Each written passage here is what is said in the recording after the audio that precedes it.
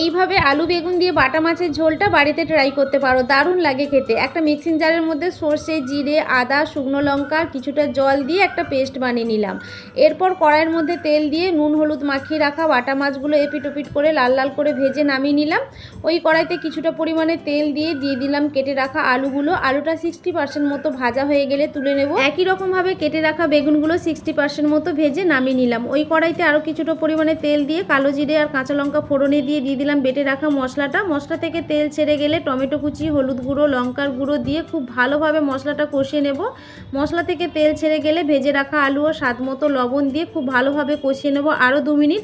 এরপর পরিমাণ মতো জল দিয়ে দিলাম, দিয়ে খুব ভালোভাবে মিশিয়ে নেব। ঝোলটা যখন ফুটে আসবে ভেজে রাখা বেগুন আর মাছটা দিয়ে দিলাম, দিয়ে আরও 3 থেকে 4 মিনিট ফুটিয়ে নেব। নামানোর আগে কিছুটা ধনেপাতা কুচি দিয়ে নামিয়ে নিলেই রেডি হয়ে গেল আলু বেগুন দিয়ে বাটা মাছের ঝোল। আজকের রেসিপি তোমাদের কেমন লাগলো অবশ্যই কমেন্ট করে জানিও। টাটা।